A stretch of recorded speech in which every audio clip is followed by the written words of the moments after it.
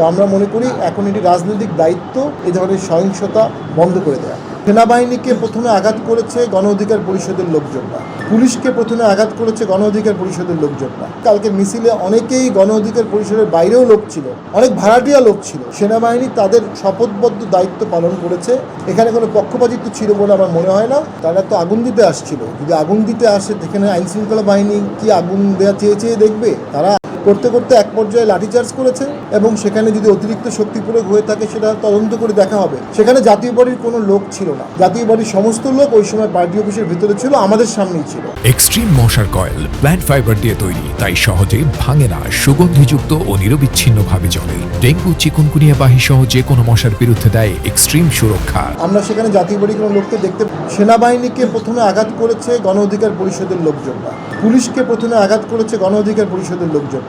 এবং আমার কাছে মনে হয়েছে কালকের মিছিলে অনেকেই গণ অধিকার পরিষদের বাইরেও লোক ছিল, অনেক ভাড়াটিয়া লোক ছিল। একটা দায়িত্বশীল দল কিছু ভাড়াটিয়া লোক নিয়ে এসে আরেকটি পার্টি অফিসে আগুন দিতে গিয়েছে, সেখান থেকেই সমস্ত ঘটনার সূত্রপাত। একটি দায়িত্বশীল দল বা দায়িত্বশীল রাজনীতিবিদ এ ধরনের ভাড়াটিয়া লোক দিয়ে আগুন দেওয়ার ঘটনার উদ্যোগ নেওয়াটা অত্যন্ত নিন্দনীয়। আমরা মনে করি পুরো ঘটনা একটি সুষ্ঠু তদন্ত হলে সেখানে সঠিক জিনিসটি বের হয়ে আসবে। সেনাবাহিনী তাদের শপথবদ্ধ দায়িত্ব পালন করেছে, নাগরিককে রক্ষা করার চেষ্টা করেছে, এখানে কোনো পক্ষপাতিত্ব ছিল বলে আমার মনে হয় না।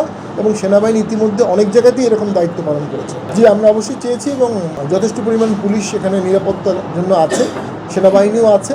আমরা মনে করি তারা যথেষ্ট দায়িত্ব পালন করছে এবং এখন আমরা আহ্বান জানাবো সকল রাজনৈতিক দলকে, তারা যেন সকল রাজনৈতিক দল মিলে এই ধরনের যে কোনো ঘটনাকে নিবৃত্ত করে। আমরা মনে করি এই ধরনের আগুন দেয়া, ব্যান করা বা মব জাস্টিস করা থেকে সকল রাজনৈতিক দল মিলেই শপথবদ্ধ হওয়া উচিত।